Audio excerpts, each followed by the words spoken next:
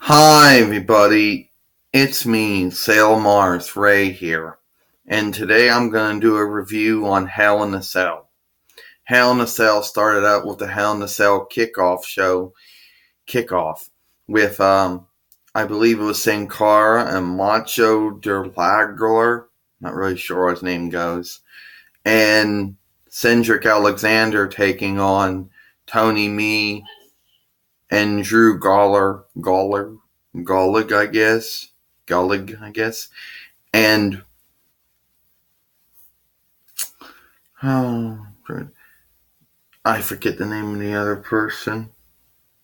Oh yeah, I guess it's Diaro Davari. I apologize if I don't really got all their names right, but I thought it was a really good match.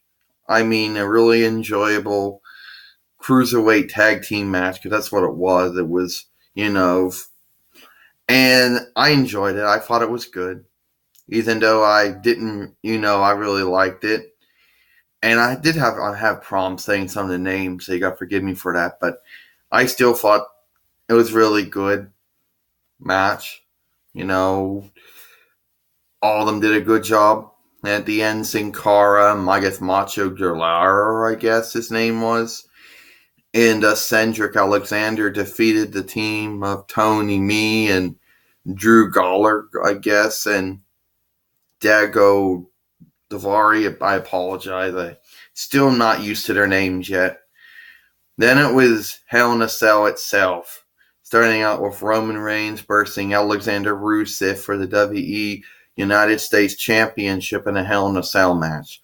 Now, I know a lot of people put previous Hell in a Cell matches in the past on a pedestal, and that's what they want all the other Hell in a Cell matches to be like. But I thought it was really good because, you saw Alexander Rusev use a chain on Roman Reigns. Roman Reigns used a kendo stick or Singapore cane. You saw the steel stairs. You saw Alexander Rusev use the steel stairs on Roman Reigns, and even Roman Reigns used the, So this match did have a lot, and Roman Reigns did use the Hell in a Cell as a weapon on Alexander Rusev. Yes, people, I know it wasn't like the past Hell in a Cell matches, but I thought it was good. In my opinion, I enjoyed it. And Roman Reigns defeats Alexander Rusev and retains the WWE United States Championship. Then it was Bayley versus Dana Brooke. Really good match. I enjoyed it. I felt that Bayley and Dana Brooke worked really well together. I enjoyed this match. I know a lot of the people, they have their opinions, but I felt that this match was really good, And Bayley defeats Dana Brooke. Then it was I guess it was Enzo Amore and Colin Cassie taking on Luke Gallows and Kyle Anderson, the club. And this is a really good tag team match. These two have been feuding for some time, and I really enjoyed it. Now, this was good. I liked it, and I was surprised that Luke Gallows and Kyle Anderson defeat Enzo Amore and Colin Cassie. And then after that, we had Seth Rollins versus Kevin Owens for the WWE Universal Heavyweight Championship in a Hell in a Cell match. Really good match between Seth Rollins and Kevin Owens. Seth Rollins put Kevin Owens through two tables.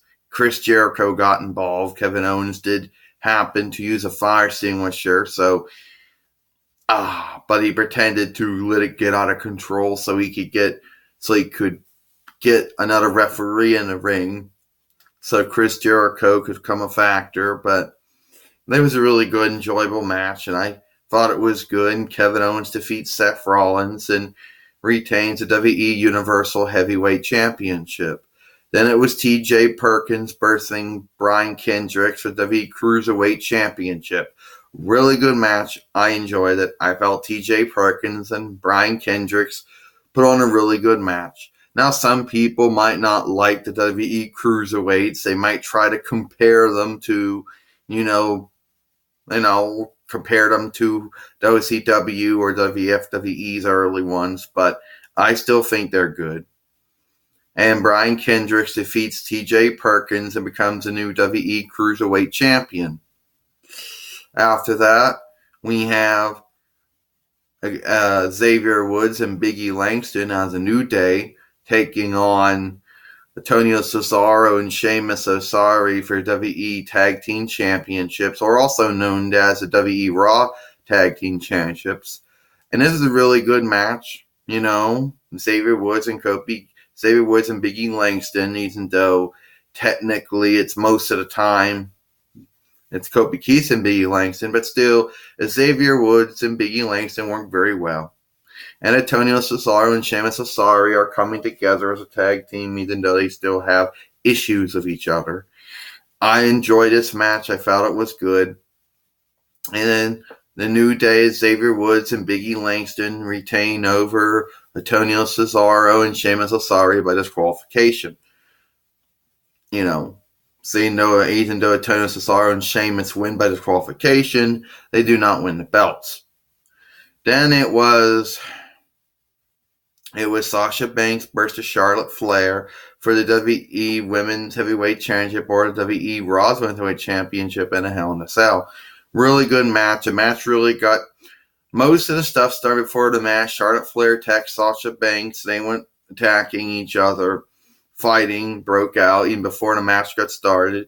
And at one point, Sasha Banks got Charlotte Flair off the Hell in a Cell. And then Charlotte Flair flew Sasha Banks through the announce table. And everybody thought the match was over. But Sasha Banks comes back. Then they start doing their match. That was a really good match because you saw Sasha Banks use a chair. Charlotte Flair used the chair. Sasha Banks put Charlotte Flair through a table. Charlotte Flair tried to put Sasha Banks through a table. And you even saw Sasha Banks and Charlotte Flair use the Hell in a Cell on each other. So for the first ever women's Hell in a Cell match, they did very well, And yeah, and I enjoyed it. And then after going through, a surprise, Charlotte Flair defeats Sasha Banks and becomes a three-time WWE Women's Heavyweight Champion, or sometimes now known as WWE Raw Women's Heavyweight Champion. But anyway, really enjoyable. I liked all the Hell in a Cell matches, even the kickoff match. They worked very well. I thought it was a good Hell in a Cell match. That's it. Salemar's Raye. Hope you enjoyed this video. Hope you enjoyed Hell in a Cell, because I did. Bye.